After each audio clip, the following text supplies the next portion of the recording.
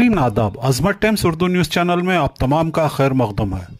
नाजरीन, आपको बताता चलो, फलस्तीन और इसराइल की जंग चल रही है। पंडित विजय राज शर्मा जी ने लोकतंत्र न्यूज चैनल को इंटरव्यू देते हुए कहा, इसराइल के हाथों ताबूत सकीना कभी नहीं मिलेगा।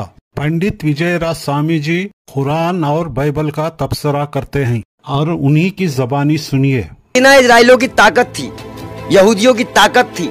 जब ये जंग में जाया करते थे उसी बक्से को लेके जाया करते थे। इन्होंने कई जंग फतेह की है। वो एक जादुई बक्सा था जिससे सेना निकलती थी। तौरेत की ओरिजिनल कॉपी है उसके अंदर, जिसका नाम है ताबूत सकीना। जो भी आपकी वीडियो सुन रहा होगा, इस देश में जो इजरायली यहाँ रह रहा होगा, वो मेरी बात सुनकर उसके रोंवे खड़े हो जाएंगे। जो मैंने आपको बताया कि नमाज पढ़ते वक्त लोगों को मारा गया, दुआ करते हुए लोगों को मारा गया, ऐसे किताब खोल के तराबी पढ़ रहे हैं।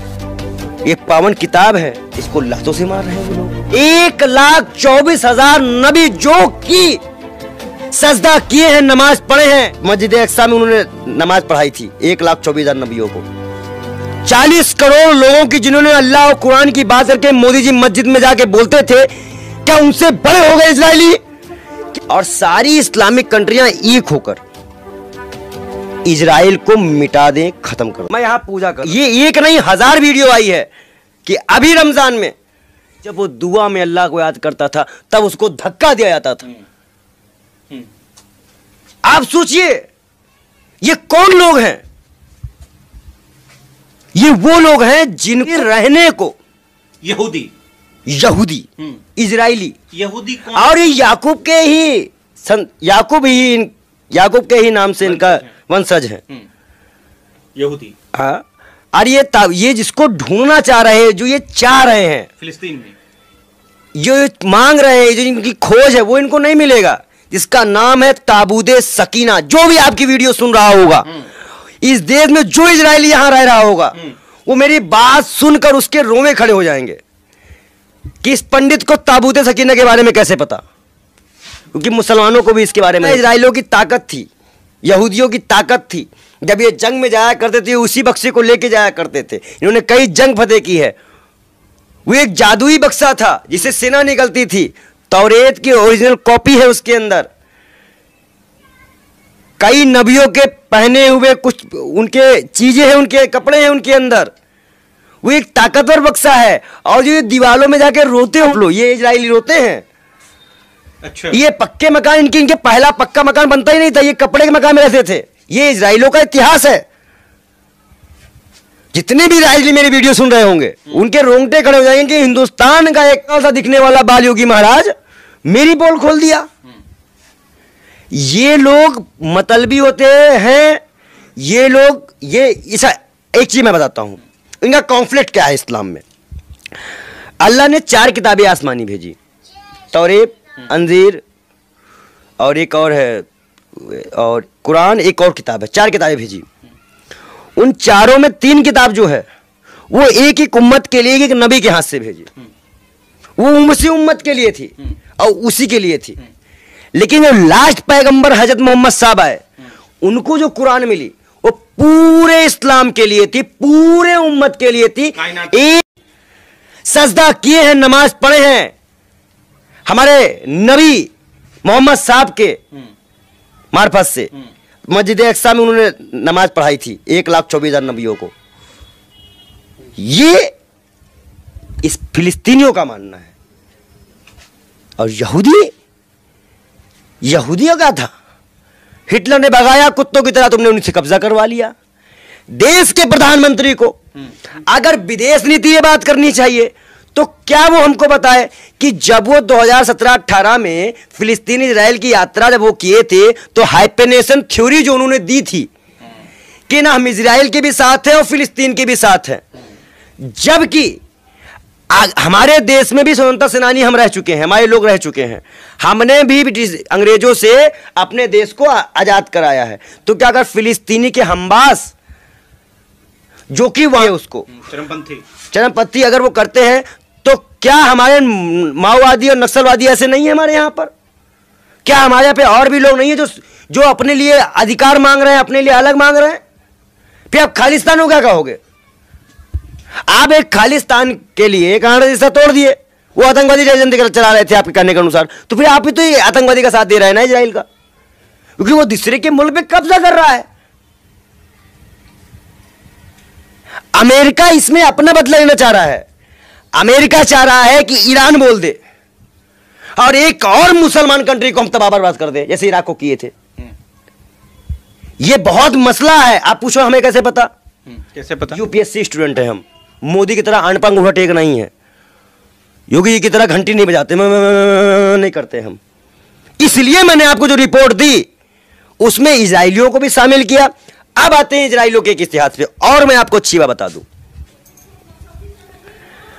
ऐसे मान लीजिए हम सब हिंदू हैं, आपके कुल देवता अलग होंगे, हमारे कुल देवता अलग होंगे, किसी के अलग होंगे। क्या मैं अपने कुल देवता के पास जाऊंगा तो क्या आप हमें खड़े होकर वहां से लात मार के भगा देंगे?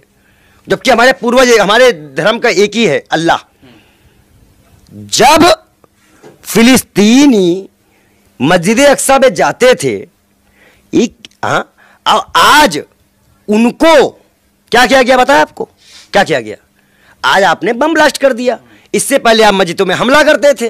तो मस्जिदों पे हमला करने वाले आप इस्लाम में कैसे मानने वाले हो सकते हो? जबकि इस्लाम कहता है, ये कुरान कहती है, ये कुरान कहती है कि एक इंसान का कत्ल पूरी इंसानियत का, इस्लाम का कत्ल है अगर कोई बेकसूर मारा जाए। आज आपके बम ब्लास्ट में आप लड़ाकुओं से नहीं लड़ रहे हो, हमास से नहीं लड़ रहे हो, आप आवाम से लड़ रहे हो। आप आवाम पे बम गोले चला रहे हो, आम लोगों को मार रहे हो, उसमें बच्चे तबाह हो रहे हैं, मर रहे हैं, पड़ रहे हैं।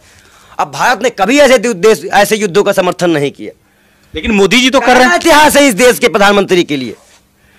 हमारा देश उस वक्त से लेकर आज तक, याद करिए, जब हथियारों की ओर यूएसए और यूसीआर का चल रहा था, तब नॉन एलाइनमेंट मूवमेंट बनाकर हमने कहा था नाम यूएसए का साथ देंगे, नाम यूएसआर का साथ देंगे।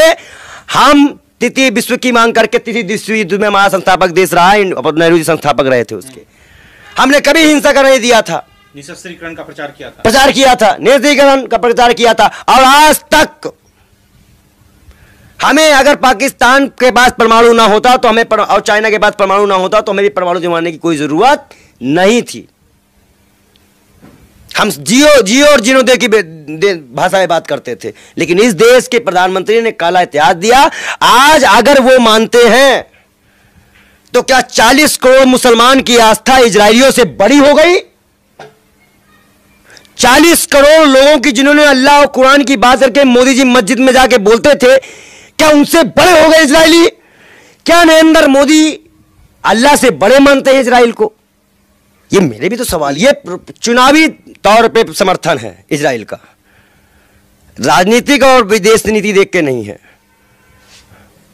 पहली बात, कहीं ना कहीं मुझे एक बात का एहसास तो है, और मैं बहुत जरूर कहूंगा कि इस देश के प्रधानमंत्री ने नरसंहारों की लिस्ट में इंडिया को जोड़ दिया। आज से इंडिया भी नरसंहारक देश में आने लगा। जिन्होंने देश आजाद किया है, जिनके पूर्वज इस देश में शहीद होते हैं ना, उनको पता है फिलिस्तीनियों का दर्द। आपको पता होना चाहिए। कांग्रेस ने इस देश को आज़ाद कराया। महात्मा गांधी, नेहरू, सरदार वल्लभ भाई पटेल, चंद्रशेखर आजाद, भगत सिंह। अगर उस वक्त हम स्वतंत्रता सेनानी थे तो क्या आज फिलिस्तीन स्वतंत्रता सेनानी नहीं है? क्या वो आतंकवादी है?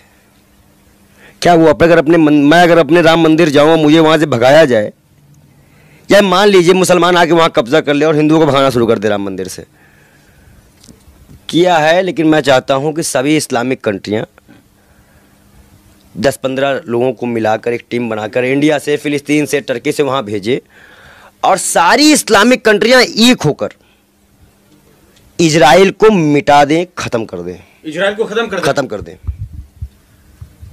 अब इजराइल खत्म होने वाला है। मैं इतना जानिए बस आप, कि इजराइलियों से मैं इतना कह दूं कि तुम जितना भी जुल्म उठा लो, जितना भी कर लो, जितना ही मार लो, जितना ही पीट लो, जितने अत्याचार कर लो, ताबूते सकीना तुम्हारे हाथ में नहीं आएगी। क्योंकि फिलिस्तीन का मुसलमान अपने वतन, अपने धर्म के लिए इतना पक्का है। अगर वो आतंकवादी थे तो क्या राम भक्त और राम सेवक जो हमने कहा, अब मेरे ऊपर किसी का नहीं चलता, सिर्फ मेरे महाकाल के अलावा, तो मैं किसी का हुक्म नहीं मानता।